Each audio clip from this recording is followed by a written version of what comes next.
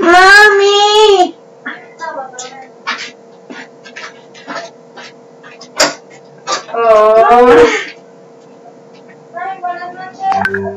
Oh. Bueno, estimados participantes, vamos a dar la ponencia de embriología básico a cargo de Adrián de Oliveira Castro. Nuestro ponente de Brasil pertenece a la Universidad Federal de Paraná. Boa noite, Adriano. Esta noite teremos a oportunidade de ouvir sua palestra. Obrigado por sua presença no nosso seminário. Buenas noches a todos. Eu estou muito honrado pelo convite, pelo Saúl e por minha amiga Amália.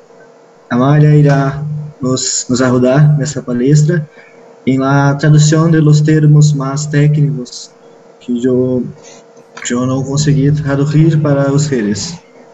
¿Tudo bem? Hola, buenas noches. Hoy todo bien, Adrián. Yo voy a hacer algunas pequeñas traducciones que ustedes no entiendan y voy a hacer de soporte para Adrián en lo que pueda ayudarle. Un gusto. Certo. Obrigado. Vamos a iniciar. Adrián, você pode começar sua apresentação como você se sentir mais confortável. Tudo bem? Mas se você falar em português, tenta falar um pouquinho mais devagar para os participantes poderem entender. Certo. Eu vou falar um pouco mais devagar e tentar ajudar vocês nos termos, no que eu puder. Estão entrando mais pessoas, eu vou esperar um pouquinho. Tudo bem? Sí, no problema. También decirles a los participantes, tenemos la presencia de Amelia Abreu. Ella nos va a servir de soporte técnico en cuanto a las traducciones, debido a que hay muchos términos técnicos que merecen ser traducidos para su mejor entendimiento de cada uno de ustedes. Esperamos un poco más que se unan más participantes y empezamos. Cuando estés listo, Adrián.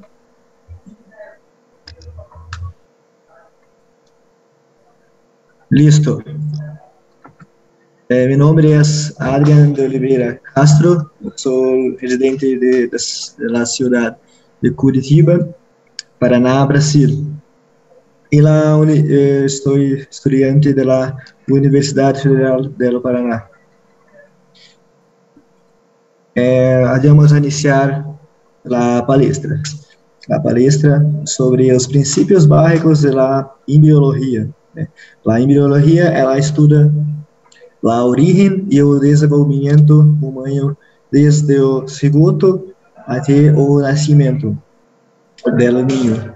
Eu vou iniciar um pouco antes do cigoto, e empezar na espermatogênese e na ovulogênese, que nós temos antes da formação da fecundação. As referências bibliográficas foram o Moore, Embriologia Clínica, a 9ª edição, e o livro Langman, Embriologia Clínica, a 13ª edição.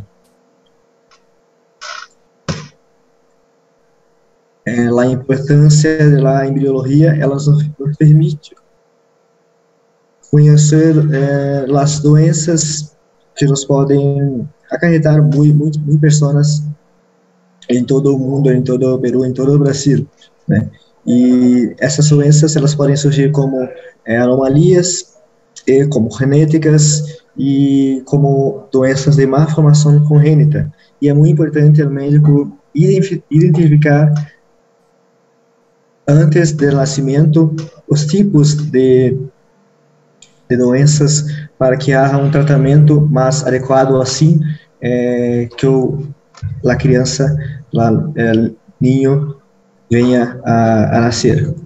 Aqui eu trouxe alguns exemplos de algumas patologias. Temos se todos verem aqui o lábio leporino na primeira esquerda, né, que é uma má formação congênita do não fechamento do palato e das fendas palatinas. Isso ocorre, essa doença na criança. E aqui uma outra doença que é a anencefalia, que ocorre um defeito no fechamento do tubo neural da criança, né? E esse tubo neural, ele permite apenas a existência do tronco cerebral. Por isso, os outros órgãos, eles são muito desenvolvidos menos o cérebro e a parte do encéfalo. E esta anomalia é incompatível com a vida. Ao lado nós temos a espinha bífida, que é onde há não fechamento dos ossos da coluna vertebral e ocorre um extravasamento de líquor ou líquido cefalorraquidiano nesta região. E uma outra que nós iremos abordar mais para frente, que é a tetralogia de Fallot, que é quando acontece um cavalgamento da aorta, uma cenose, um septo, uma obstrução da via de saída do ventrículo direito, que nós podemos ver aqui, há uma hipertrofia desse ventrículo, há um cavalgamento da aorta, né? Mas isso nós abordaremos mais para frente. Iniciar um pouco antes do cigoto, vamos falar um pouco da espermatogênese. As espermatogônias, elas são produzidas no testículo.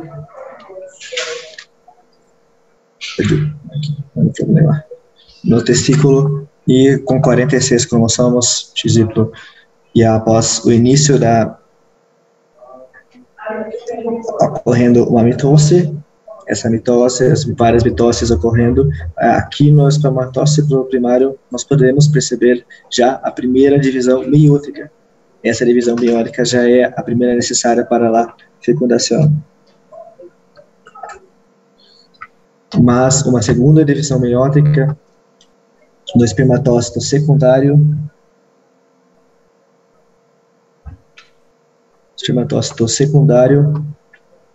a Amália me mandou mensagem, acabei de observar.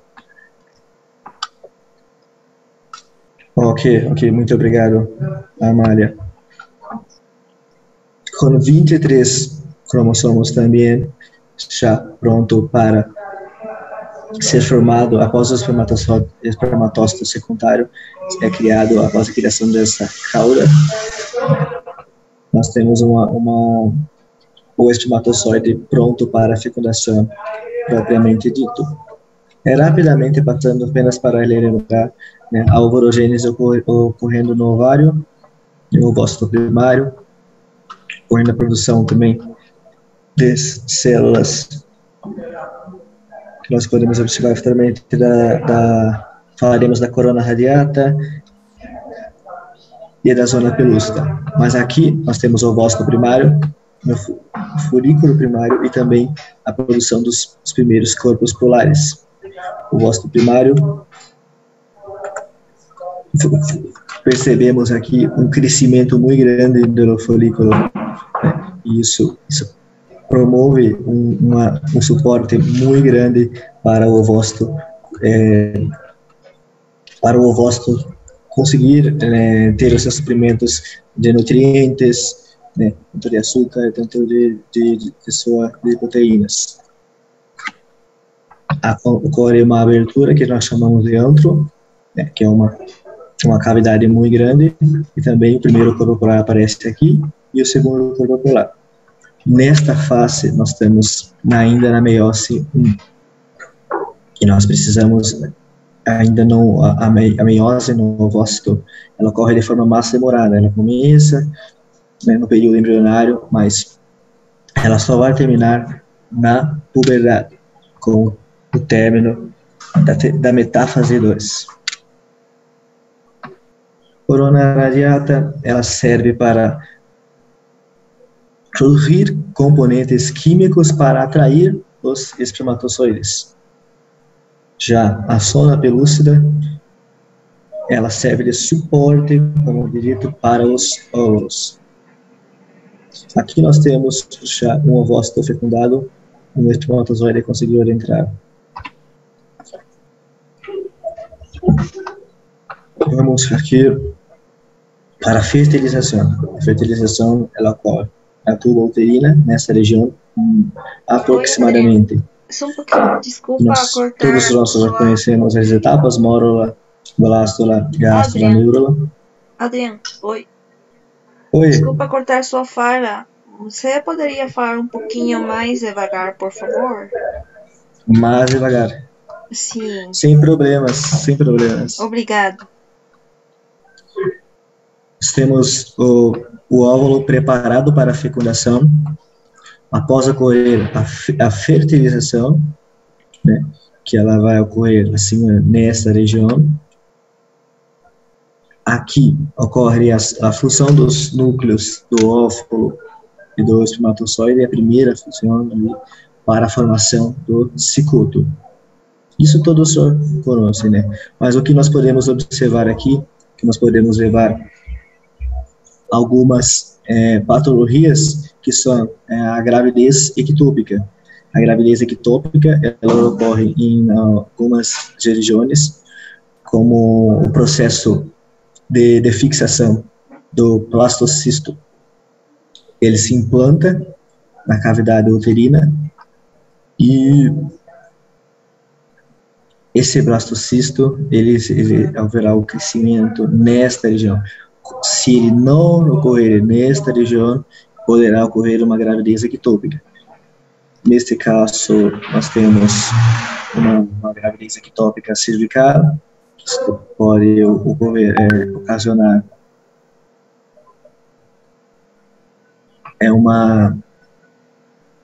isso pode ocasionar aqui uma infertilidade, né, na mulher, aqui uma gravidez abdominal, que é na parede abdominal.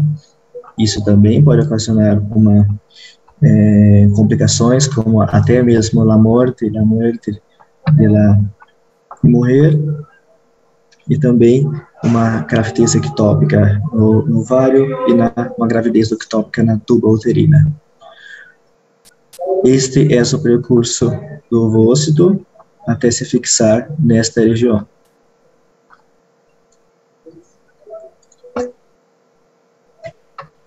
Aqui nós podemos avançar os processos que nós observamos, o cigoto das células até a formação da blástula. Aqui, a formação dos primeiros folículos germinativos. Ectoderme, aqui em vermelho lá, ectoderme, mesoderme e lá.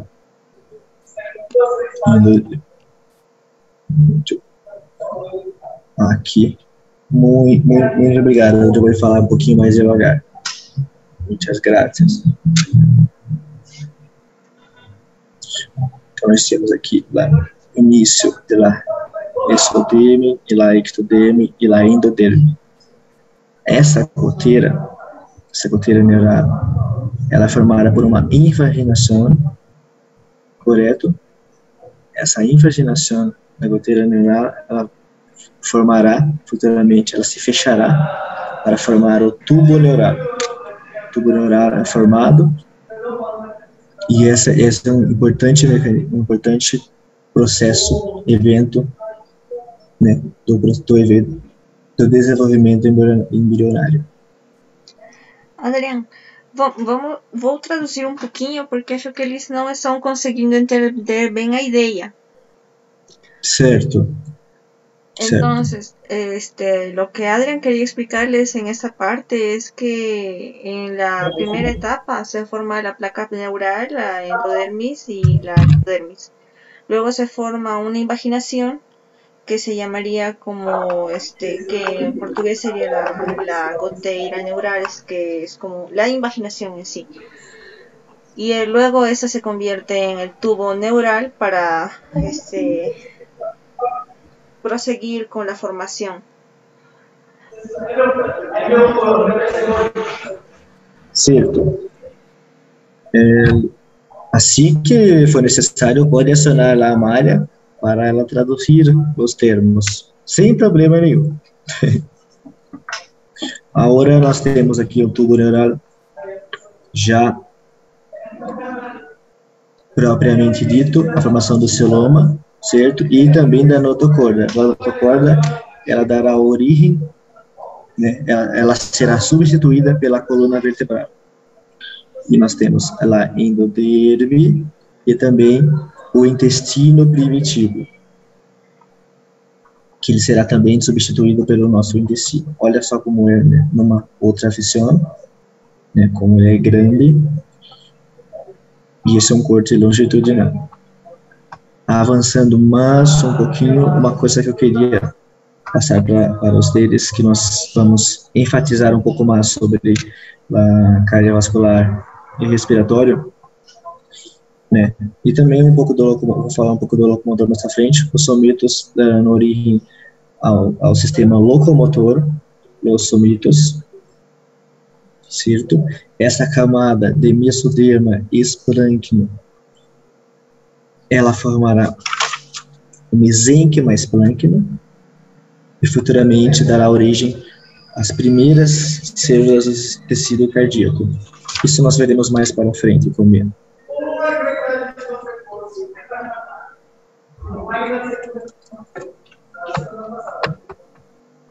Mas essa imagem que eu queria mostrar para vocês, as pregas neurales e o mesoderma semático intravirionário, certo? E também o celoma embrionário, que também dará origem ao sistema respiratório futuramente.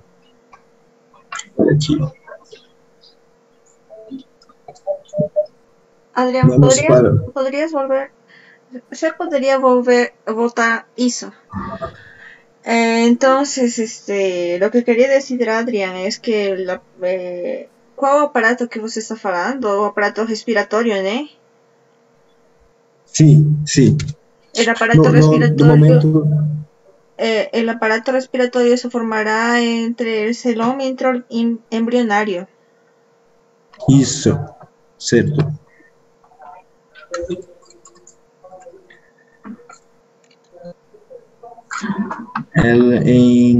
Passamos aqui rapidamente, só uma parte mais básica, de la quarta a la oitava semana de gestação, nós temos a primeira formação dos órgãos primitivos e sistemas, exceto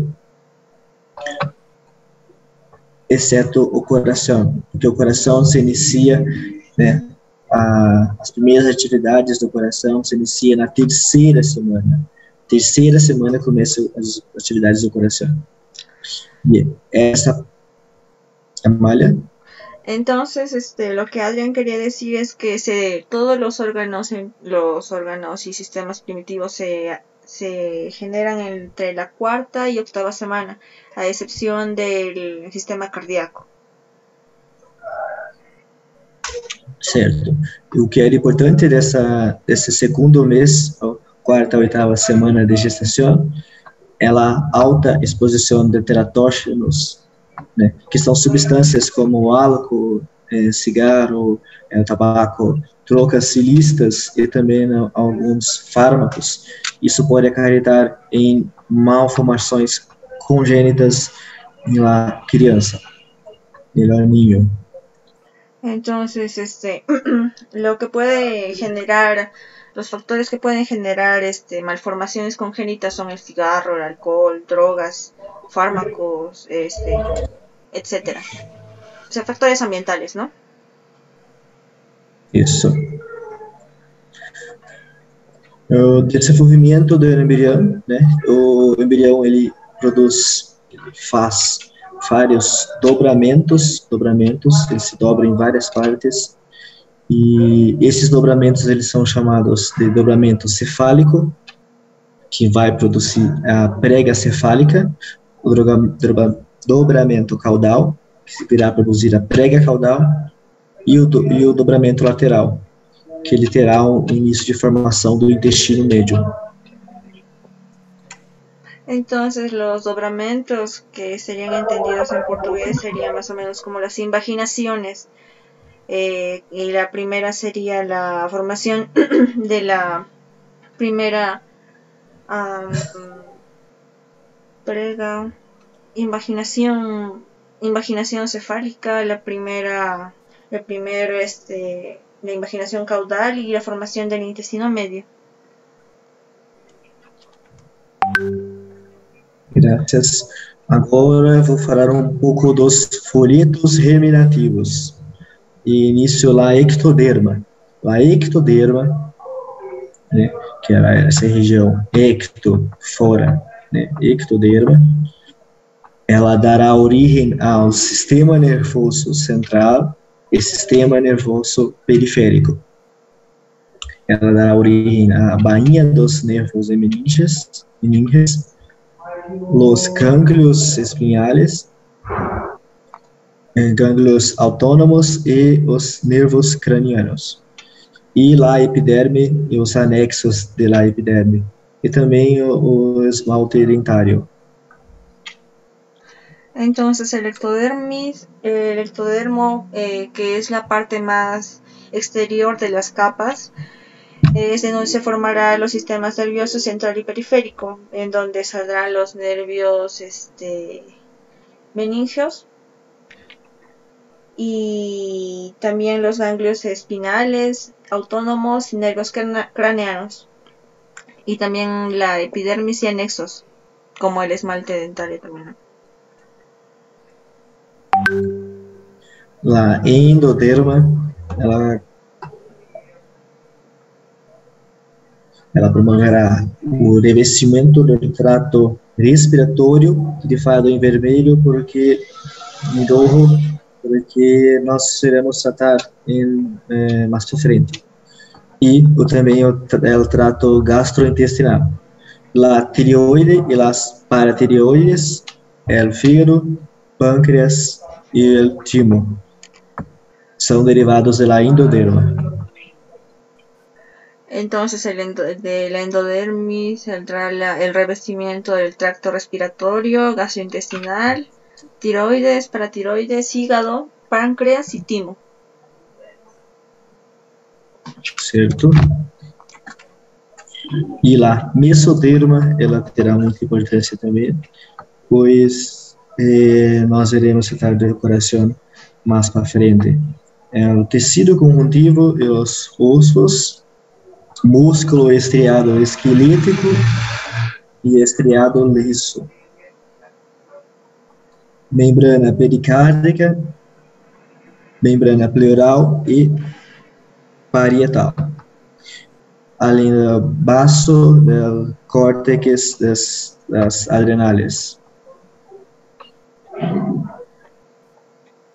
del mesodermis, que es el tejido que está en el medio, saldrá el tejido conjuntivo y óseo.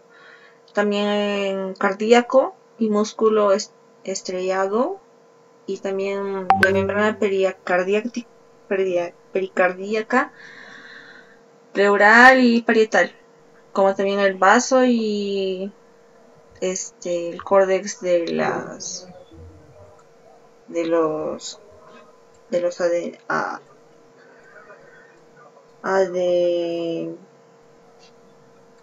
adrenales. Adrián, eu não sei o Saúl o que ele opina, o que ele acha. Ok. Vamos prosseguir. Sim, as malformações congênitas. Vamos falar um pouco. 50% das causas das formações congênitas ainda são desconhecidas. 25% são cromossomais, 25% devido a fatores ambientais, físicos ou químicos, como os teratóxicos. E 1 a cada 100 bebês possuem uma formação fetal. Essa é a importância também dos estudos embriológicos.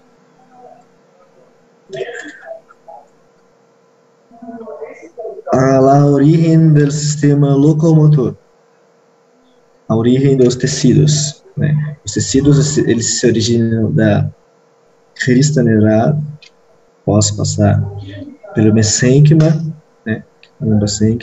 E ele se dividirá em 4 tipos de tecidos: tecido conjuntivo, cartilaginoso, ósseo e o tecido muscular.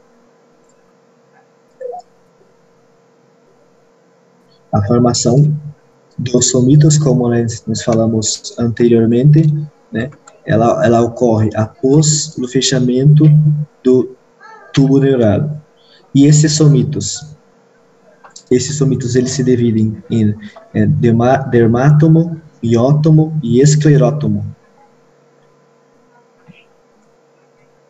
Mais uma vez passando aqui, ó, que nós podemos observar quase fechamento do tubo neural, fechamento. E agora vamos pegar algumas datas na formação do sistema ósseo e cartilaginoso, né? Na 5ª semana, a vértebra mesenquimal é formada. Nós temos aqui os processo costal, né, e os forames, uma vértebra comum, preto. E aqui nós temos o centro da formação da cartilagem. Esses centros de formação, futuramente, eles vão ter uma influência na formação das costelas.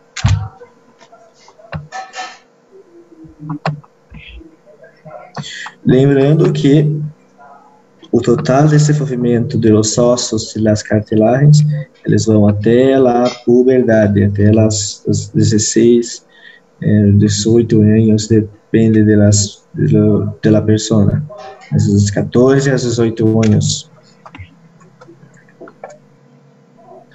A origem muscular, um pouco mais da origem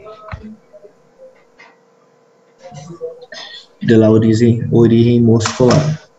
O músculo esquelético, ele é derivado do mesoderme paraxial, né, que os somitos que nós observamos anteriormente. O músculo liso e cardíaco, ele é derivado da mesoderme esplânquea, ou mesênquima esplânquea.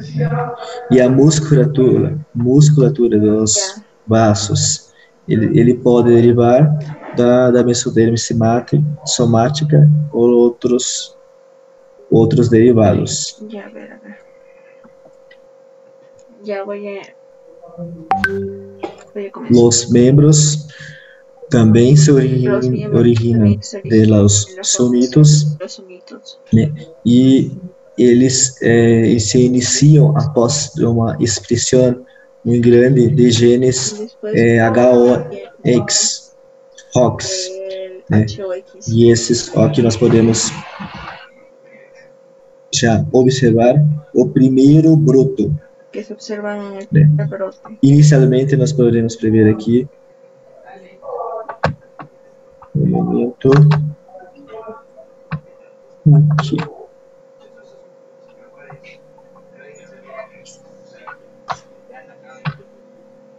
Isso, os lembros aqui. Saúl está traduzindo, muy bien.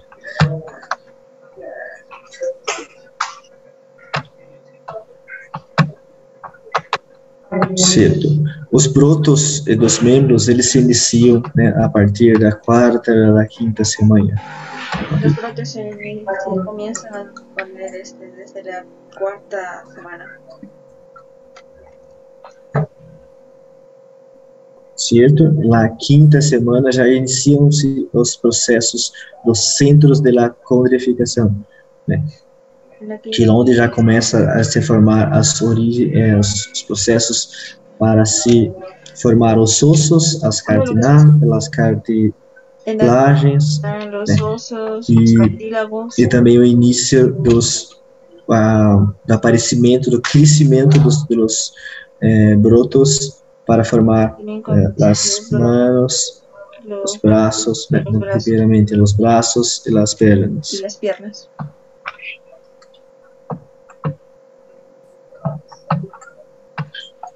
Nós temos aqui 12ª semana, já podemos ver, né, os primórdios dos ossos. Nós temos aqui os ossos na fossa occipital, temos os primeiros ossos do anano, do sorugo, do rádio.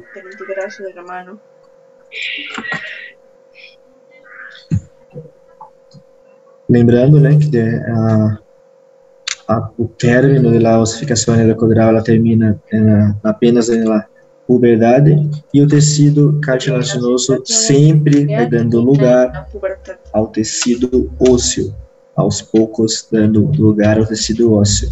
No período embrionário, o processo é um pouco mais rápido, e após as 30 semanas próximo ao nascimento, começa a ficar um pouco mais devagar, e na puberdade mais devagar. Es más lenta y en la pubertad también más lenta. Algumas patologias relacionadas nós podemos observar. Algunas patologías que se pueden observar. Nós temos aqui a gastrosquise, né, que é a formação da parede umbilical, onde há um extravasamento do intestino. La gastrosquise Não coloquei foto aqui nessa doença. Temos a sindactilia, que são os dedos lidos pela cartilagem. Nessa cartilagem ocorre uma apoptose de células para formar a separação dos dedos. Como não ocorreu a apoptose, então ficou os dedos grudados, juntos, né? E a espinha bífida oculta, que houve, neste caso, uma ausência total de uma vértebra, ou má formação da mesma, podendo ou não ocorrer o extravasamento de líquido, no caso da meningocele, ou da própria medula. Claro que nesse caso é um pouco mais grave, né? Mas também são tratados com procedimento cirúrgico. Certo? Agora vou iniciar o sistema cardiovascular com mais detalhes. Como estou de tempo? Como está, Saúl? Saúl, responde. Tudo bem, tudo. Tá indo bem, Adrian, tá indo bem. Certo, só vou tomar uma água.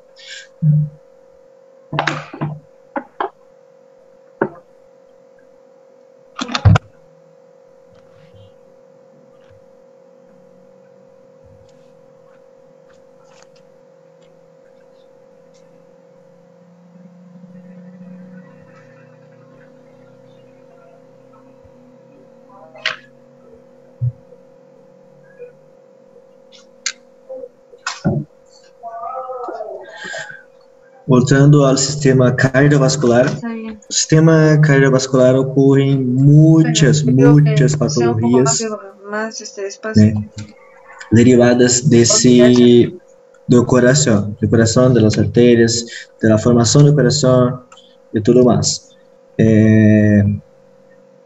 Ainda vou pedir uma coisa mais básica para não... Desculpa, só um pouquinho. Você poderia cortar um pouco mais devagar para poder o Saul conseguir escrever e terminar as ideias que está colocando na escrita, por favor? Certo. Vamos. Obrigado. La formación del sistema cardiovascular são realizadas em 3 fases. A primeira fase é a do plexo endocárdico. Na primeira fase. Esse plexo endocárdico ele é envolto por mesênquima esplâncno derivado do mesoderma esplâncno, né? Como nós vimos anteriormente. Correto. Agora, na segunda fase, nós temos a fusão, né? Isso com 21 dias, é muito rápido. Na fusão do tubo primitivo, né? Um único tubo que ele é gerado pela fusão, e esses tubos vêm da fase 1, né? E eles se fundem para formar o ventrículo primitivo. Primeiro a ser formado é o ventrículo primitivo, muito simples.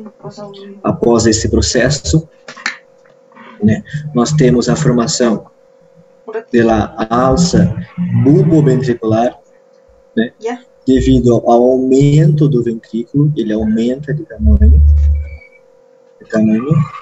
e ele se torce para o lado direito. Certo? Olha aqui mais um processo. Isso com 24 dias. Nem começou as formações do sistema locomotor, respiratório, urinário, etc. Mas já começa um coração primitivo já pré-estabelecido. Aqui nós temos o coração, né, em suas 4 cavidades, 4 partes, já mais de uma forma também primitiva. Isso eu fiz os slides mais à frente.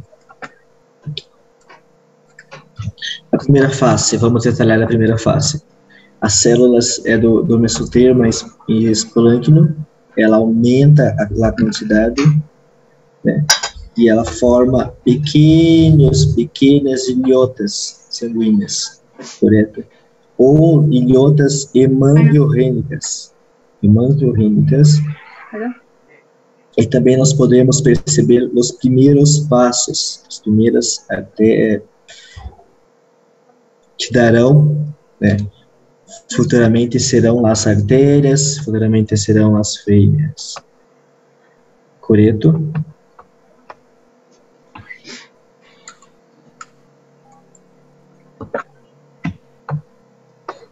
O mesênquima se condensa. Vamos voltar aqui mais uma vez. Aqui, ó, o mesoderma cardiorrínico, né? Voltamos lá no princípio mais uma vez.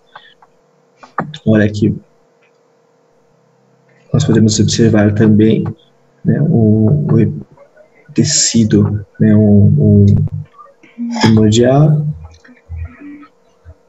Uma visão ventral, uma visão transversal. Certo?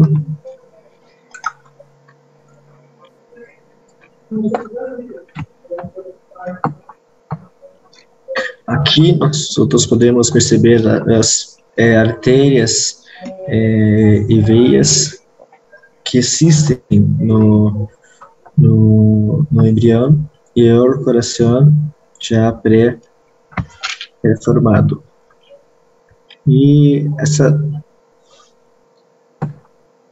já percebemos aqui que não há uma separação do sangue, né, no sangue arterial e sangue venoso. Isso também é importante de nós percebermos. Mais devagar.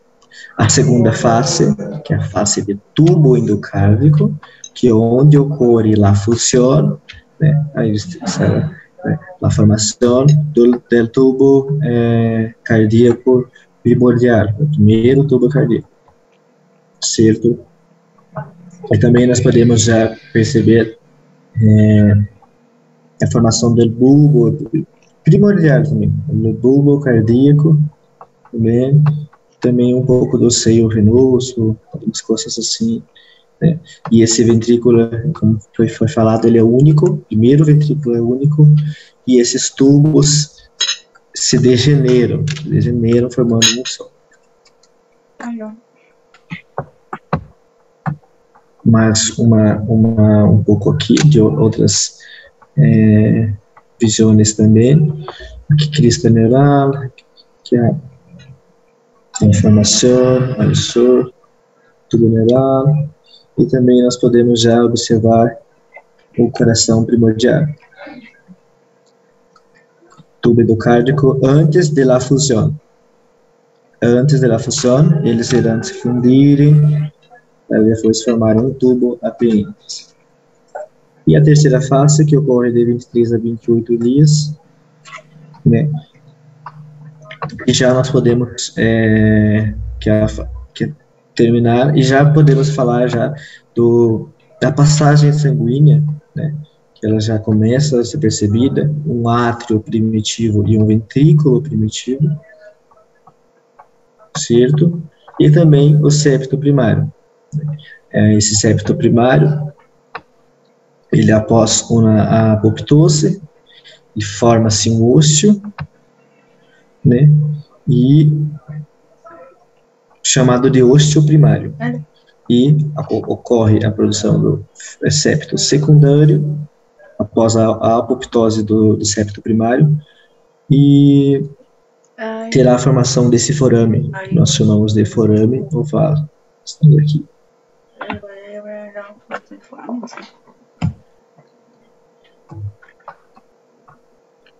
Vamos falar agora do septo interatrial.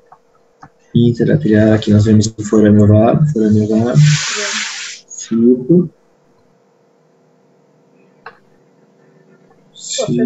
um momento. Okay. E esse septo, ele não se fecha para dar origem ao forame, isso é importante. Esse septo, ele cresce, são coxins, né, endocárdicos, que nós chamamos, que eles crescem em direção uns aos outros, quase se fechando. Aqui, nós podemos observar, ó. O primário se degenera, e o secundário cresce, mais uma vez.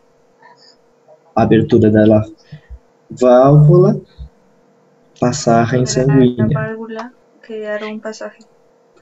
El primero se degenera y el segundo crece. Forame secundário, após o septo primário alcançar os coxins, o forame primário é fechado, o forame secundário é criado, certo?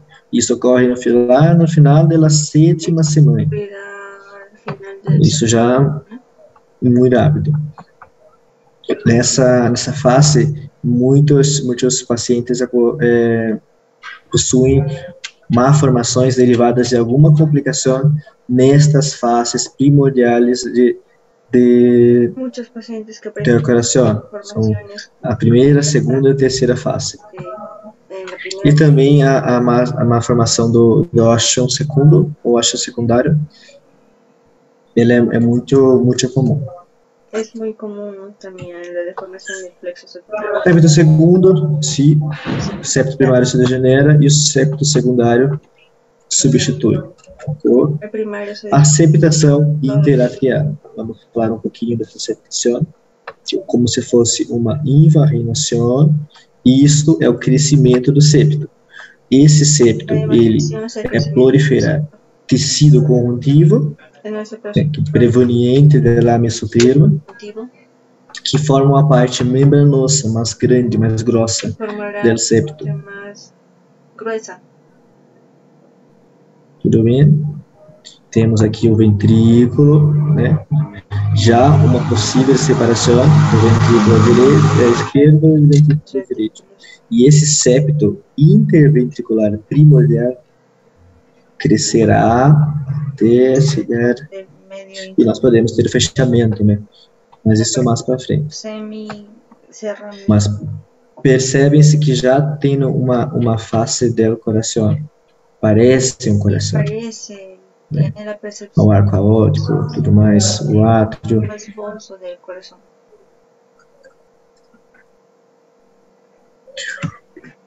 Vamos agora falar um pouco da septação do tronco arterioso e do bulbo cardíaco.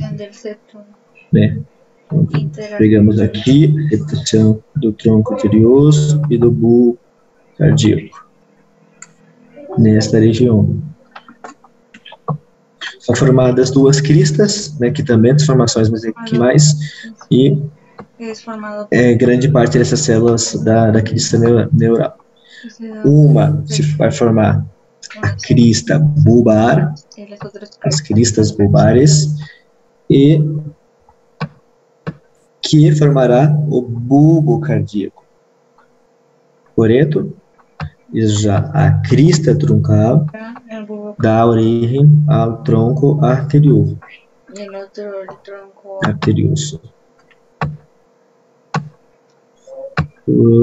Duas aqui. Deus, o que eu fiz? Aqui. Quais modificações ocorrem após o nascimento? No nascimento, o coração do ninho, do recém-nascido, não está totalmente pronto. Então, após o parto, o nascimento, ocorre algumas modificações. Até 1 ou 2 dias. E esse fechamento, ocorre 5 fechamentos. 5 fechamentos. Vamos falar dos tipos de fechamentos. Né? Ocorre primeiro o fechamento do forame oval, com a seta aqui, que irá separar o átrio, né, direito do átrio esquerdo, já pensando numa separação dos sangues. Os sangues não podem se misturar. Lembrem-se. Né? E o segundo fechamento. O fechamento do ducto arterioso, essa região aqui em cima, também para evitar a mistura dos sangues. Correto? Isso gera um ligamento, que é um ligamento, né, arterioso, que nós podemos observar até na anatomia. E a comunicação entre os vasos das artérias umbilicais e a vesical superior, né? Vesical superior com a placenta. Isso também é muito visível na anatomia, que dá origem ao ligamento umbilical médio. Correto?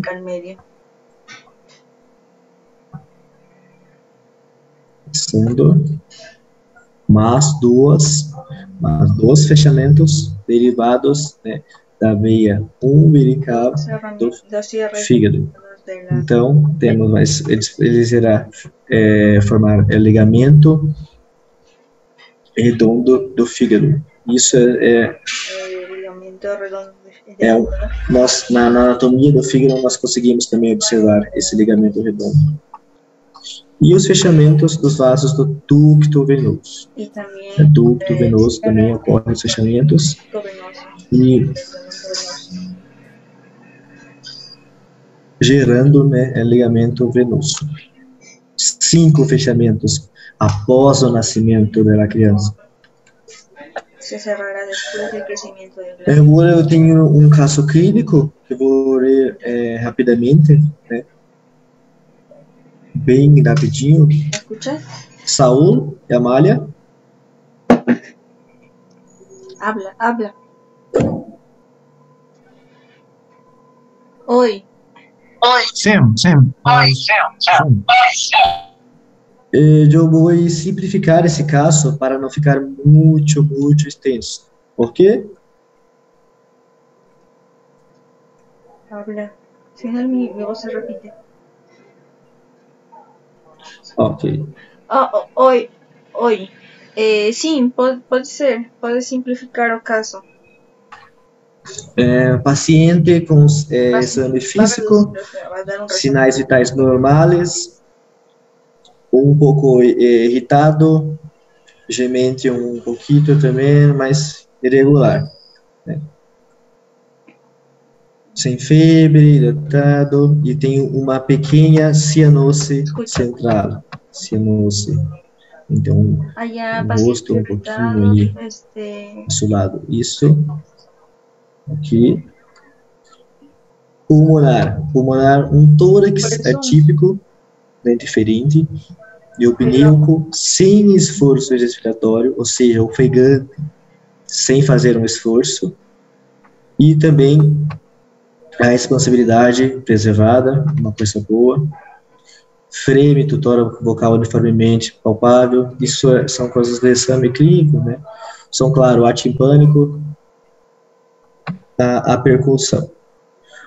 Murmúrio vesicular universalmente audível, sem ruídos. Um pouco isso no pulmão, né? Correto? Adriano, só um pouquinho pode voltar para poder repetir em espanhol, talvez, algumas palavras que eles não conseguiram entender? Pega e eupneuco sem esforço respiratório e cianose central. Cianosis central y sin esfuerzo respiratorio con expansibilidad reservada bilateralmente. Aonde que está o pneu?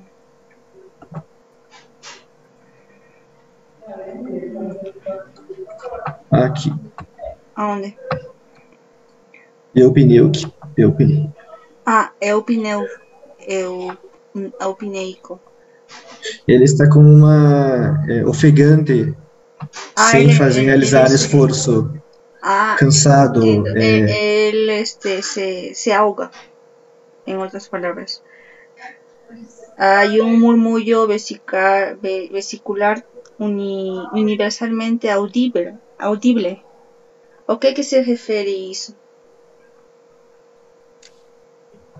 Olha, que nós conseguimos observar o murmúrio, né, do pulmão, né, após realizar os exames. Isso é uma coisa não relevante nesse tipo de exame, porque está normal. Ah, é normal. Sim. Ah, entendo. Não consegue palpação do ictus, né? Ritmo cardíaco regular, sopros históricos, sim, né? Normal também. Aqui também. O que eu queria mostrar para vocês é que nesse tipo, após ser realizado este exame físico, nós não podemos chegar a um diagnóstico apenas com esses dados, correto? Precisamos de mais exames. Por isso, a pergunta é: pedir exames laboratoriais, né? Então, Adriano, você pode voltar na slide. Oi?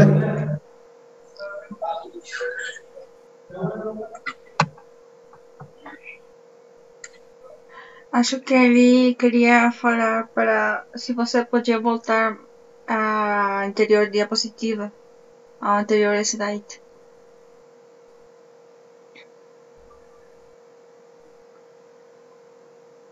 Saúl, ¿está ahí? Saúl. Estoy bien. El caso clínico, No se escucha bien, está entrecortado. Eu vou acelerar esse desfecho do caso clínico para acelerar um pouco mais, né? Está em um... ok, você Sim? Puede ser.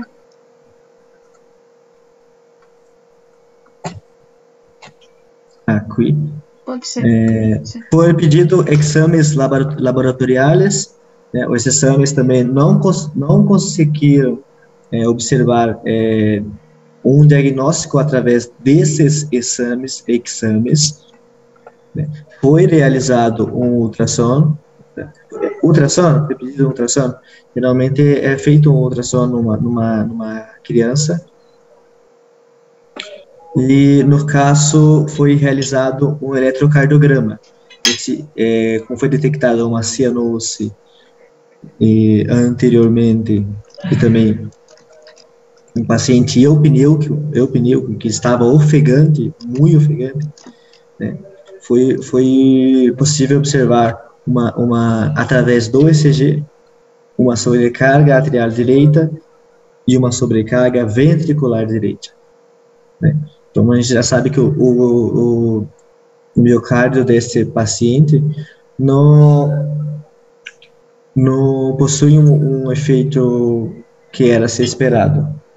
Ele possui alguma deficiência, uma insuficiência, certo? E o diagnóstico desse caso foi a tetralogia de Fallot, né? Que foi observada, né, após os exames. O eletrocardiograma foi um dos principais para realizar esse diagnóstico. Só que até o médico pedir esse exame, ele precisa observar, né, os sintomas do paciente, correto? Se tivesse mais tempo, a gente poderia discutir mais aquele caso, que a gente poderia observar na idade, lá na cianose, como que o resultado dos exames. Mas vou dar uma acelerada para a gente já conseguir ir para o respiratório, correto? Então, o que acontece? Uma dextroposição da aorta, né? Comparando um coração normal com um coração com tetralogia. Olha o tamanho, a espessura, né, desse ventrículo, ele é muito mais grosso. Não é porque é mais grosso que ele fará uma contração mais forte. Pelo contrário, ele fará um enchimento menor e terá uma dificuldade de fazer a contração. E defeito no septo interventricular, olha isso, olha o tamanho disso. Então, isso já colabora para uma mistura sanguínea. Isso não pode ocorrer. São 4, por isso que é tetralogia. São 4 problemas, defeitos, são muito, muito graves. Vou acelerar um pouquinho aqui. É realizado um tratamento cirúrgico, né? Uma estenotomia mediana, certo? Alguns reparos dentro do coração, e após, né, essa cirurgia é realizado um tratamento durante um tempo da sua vida ainda, correto? Então, não é um caso que é incompatível com a vida, como a anencefalia. Esse caso, sim, compatível com a vida, é necessário realizar a cirurgia. Praticamente mais de 60% a 70% das malformações congênitas é necessário realizar um procedimento cirúrgico quando for possível. Por isso é necessário um diagnóstico durante o período gestacional ou após o nascimento. Então, ao analisar a criança, o choro, a cor, Se ela está roxa, está azul, a cor que a criança está.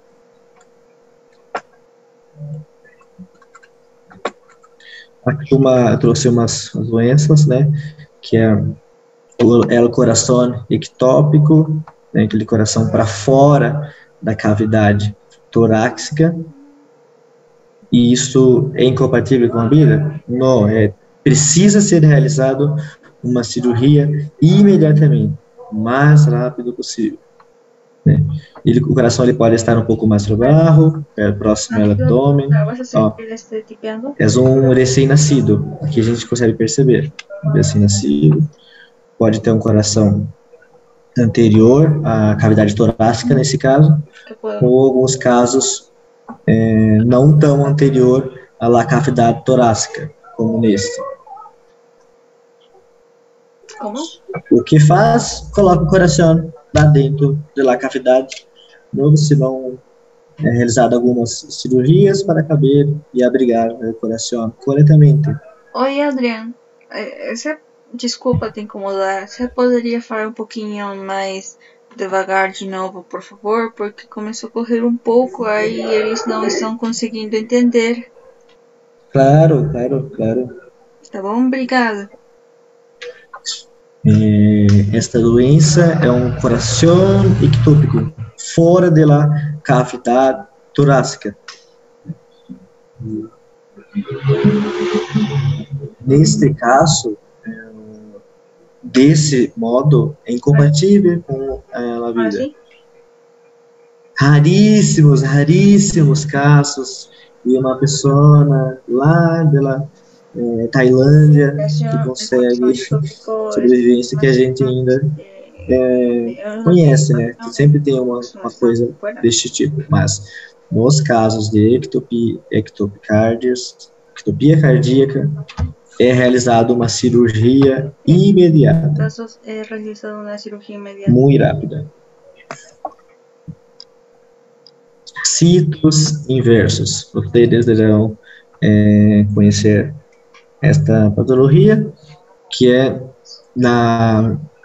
onde ocorre essa falha? No dobramento, na rotação dos órgãos.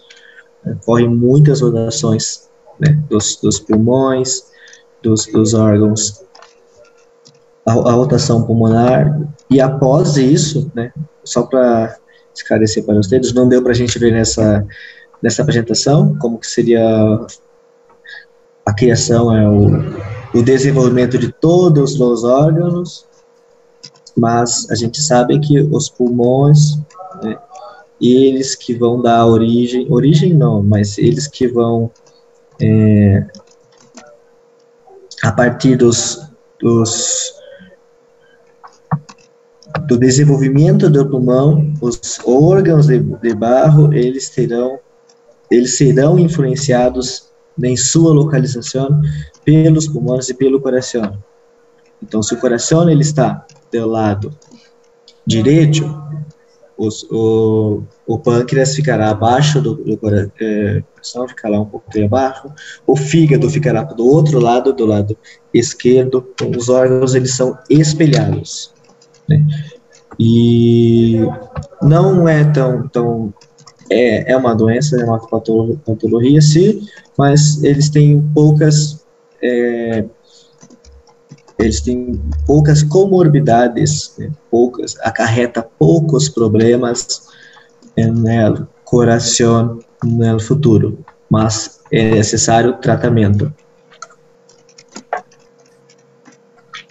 Agora vou falar um pouquinho do sistema respiratório. Agora são meia-noite aqui no Brasil.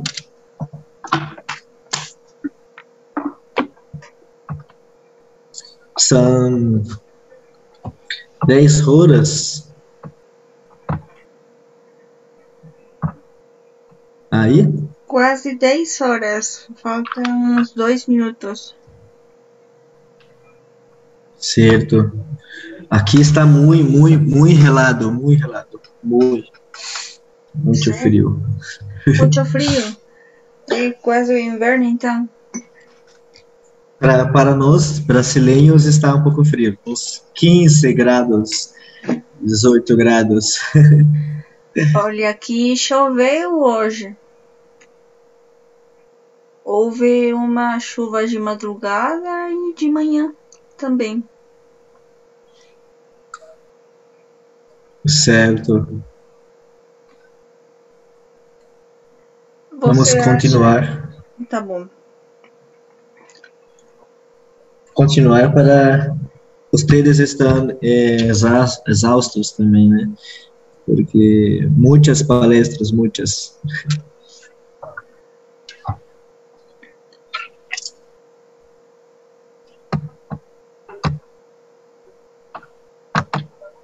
Sim. Tudo bem. Quando você preferir, a gente continua. Se você quiser dar um break de uns 5 minutos, talvez. Eu acho que podemos continuar e para liberar os alunos mais cedo, né? E eles descansarem também. Tudo bem. Só vou tomar uma água.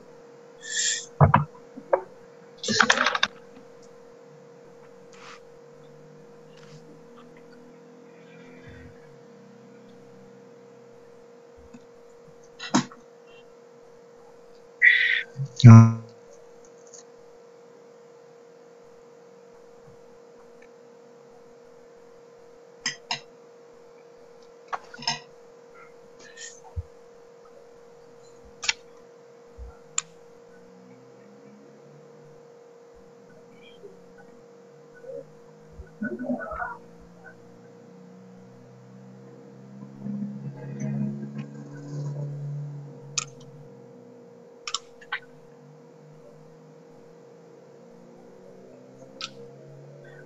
Voltamos. Pronto. Pronto, bebi água já. Agora, vamos falar um pouco sobre o sistema respiratório. A origem do sistema respiratório não é tão complexa como lá do sistema cardíaco, né? Ela se divide basicamente nos arcos faríngeos, né, do desenvolvimento do pulmão e dos brônquios, dos bronquíolos, e na circulação dos pulmões.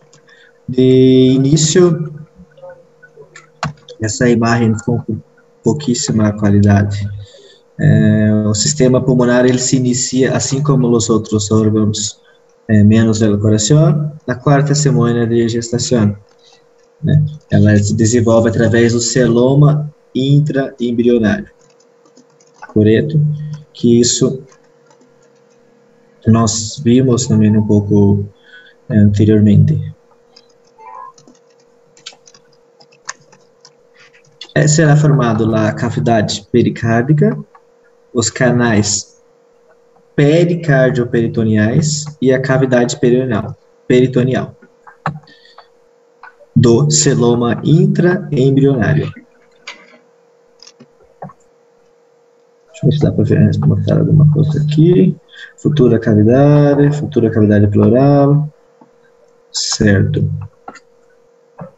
Os mesodermas. Os mesodermas, eles originarão as pleuras, que nós conhecemos da anatomia. Lá, mesoderma esplâncno formará pleura visceral, e o mesoderma somântico, a pleura parietal. Os estágios iniciais da formação dos pulmões. As três cavidades, pericárdica, pleural e peritoneal, elas se comunicam. Olha, nós temos aqui essa imagem do embrião com vários órgãos ali, o fígado, o pâncreas, né, e os pulmões, como se fosse um broto, um pequeno botito, né, muito, muito pequeno.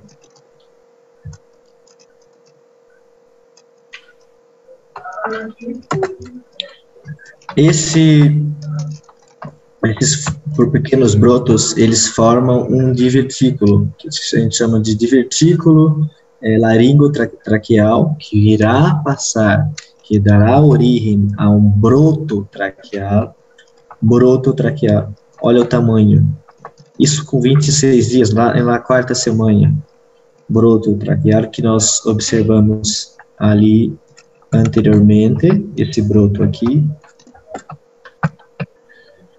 Este broto, ele se divide em duas partes, certo? Em 37 dias, ele já começa a ter um aspecto pulmonar, e já começa a ser dividido, né, os brônquios.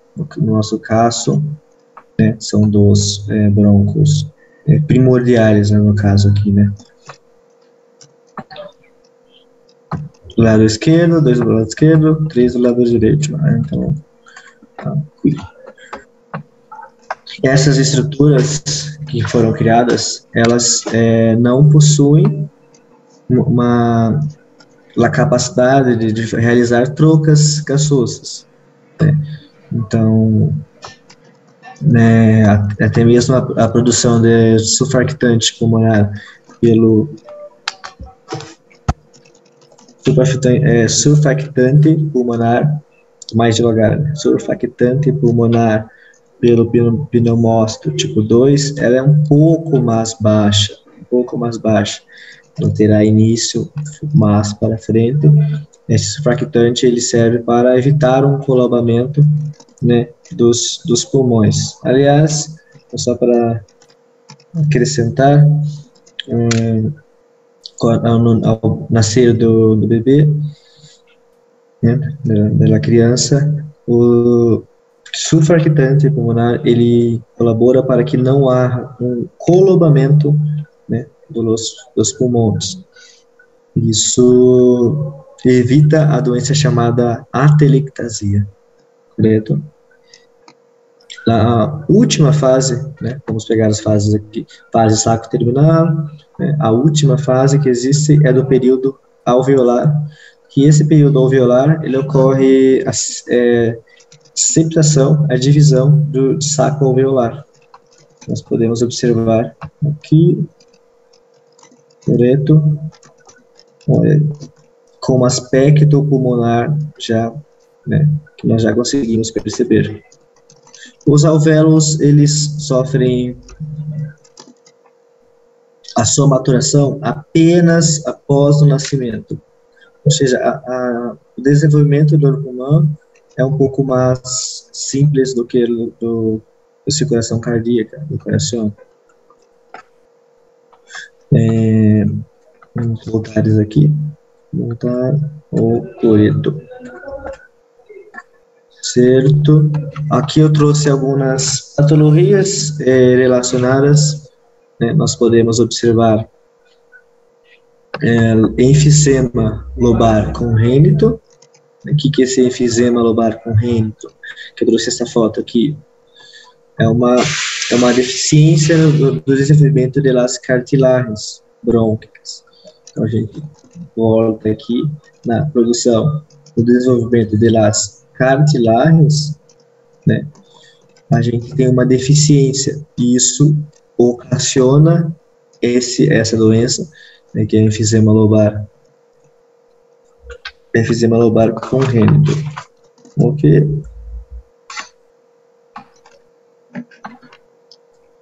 E também eu trouxe para vocês a formação arteriovenosa, que essa malformação arteriovenosa, ela permite conexões do leito capilar, conexões que não poderiam estar ocorrendo. A gente não pode comunicar algumas artérias com algumas veias. Isso acaba perdendo uma função, né? Função do pulmão, e isso acaba levando a uma patologia que também pode ser tratada, e isso não é tão é grave, sim, é uma patologia, mas ela pode ser tratada. Deixa eu voltar um pouquinho aqui. Certo, eu pulei alguns slides, mas para acelerar um pouco, que vocês devem estar um pouco cansados, ainda mais após todas as palestras. Peço que demorei um pouco na primeira parte, mas é isso. Estou muito grato pela apresentação.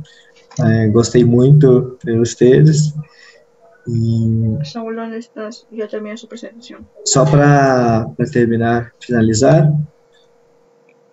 nós adorei o convite do Saúl que está organizando, né, que faz parte da comissão organizadora da missa. E deixa eu dar um F aqui.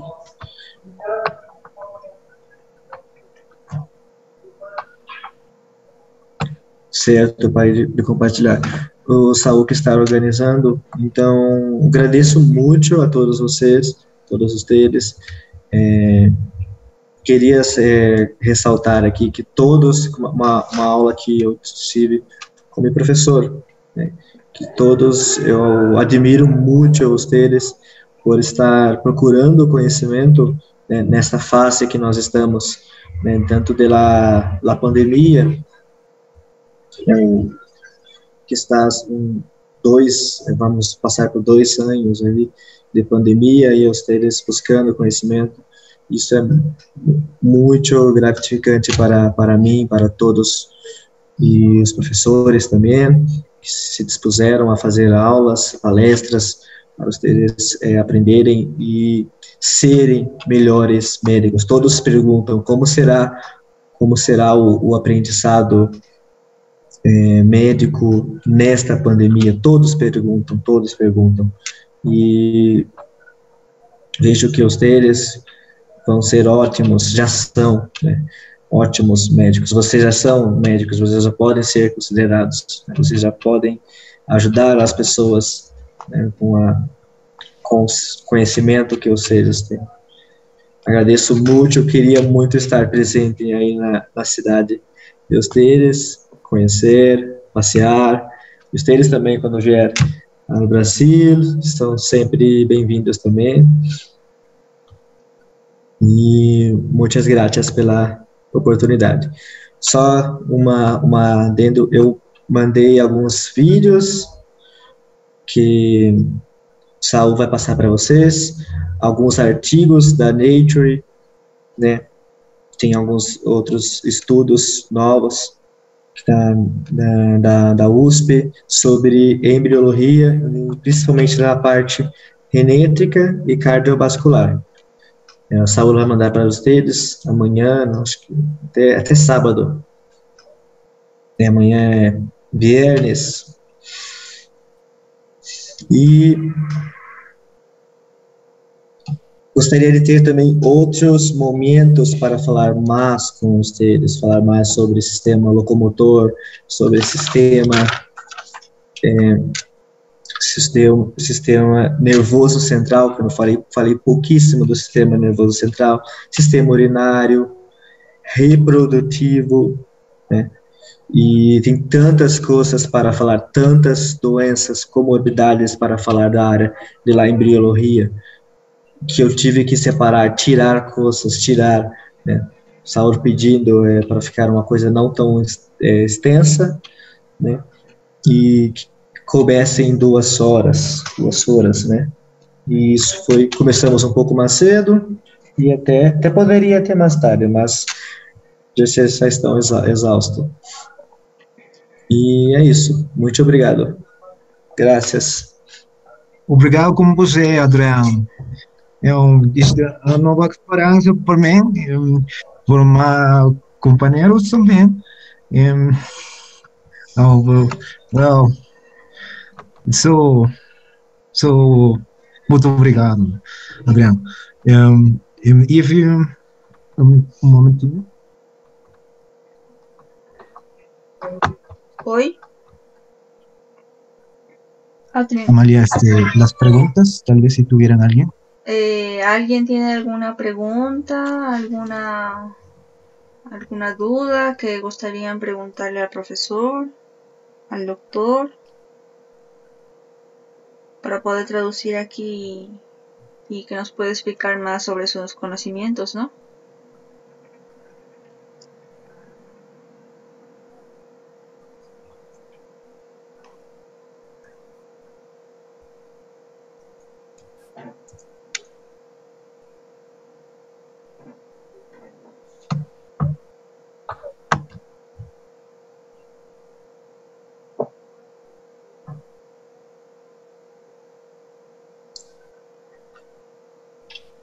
Bien, Bueno, agradecemos a cada uno de ustedes, de los participantes, por estar en la presentación. Para los que hayan entendido, en Brasil son 2 horas de diferencia, ya estaríamos por la 1 de la mañana, o más, sí, sí, por la 1 de la mañana, ¿verdad? Y más creo o menos, que pasando medianoche. ya, y es una grata experiencia a cada uno de ustedes que hayan podido apreciar a Adrián. Eh, sé que ha habido algunos percances por la traducción, les pido disculpas. Toda esta experiencia ha sido nueva, pero por la aceptación, por sus mensajes, esto es muy grato para mí y como lo dijo Adrián, y a ustedes si hay alguna nueva oportunidad para poder estar hablando de muchos otros temas, de que la medicina es muy, muy grande, especialmente hoy en día, ya que tanto el mundo, Perú y Brasil, está pasando por esta pandemia tan controvertida y bueno, eh, es muy grato ver esos mensajes y se los agradezco para mí y tanto para Adrián también. Eh, con eso estaríamos cerrando las ponencias del día de hoy. Los esperamos el día de mañana para que se puedan unir. Vamos a coordinar para mañana hay actividades de la escuela, les estaremos informando dentro de poco. Y para la noche también tenemos una ponencia internacional, la que es la doctora Bianca Bernal Sotomayor, que es de, ella es de nacionalidad panameña. Los esperamos. Obrigado, Adrián. Obrigado, Adrián. Muito obrigada por sua presença e sua apresentação foi ótima. Gracias. Les perdono pelo no espanhol não conseguir me comunicar direito com vocês, né? A Carolina falou que vocês teremos, ela falou, teremos que aprender mais português, mas eu também preciso de aprender a língua espanhola. Então, todos nós devemos aprender outras línguas. Muchas gracias.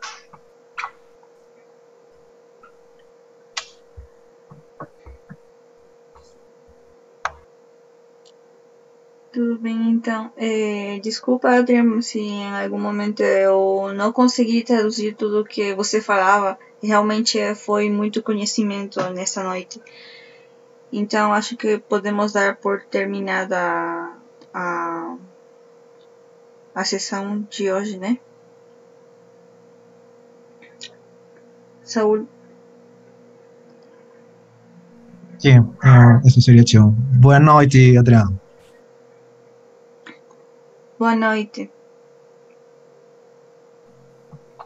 Boa noite a todos. Tchau, tchau. Bom.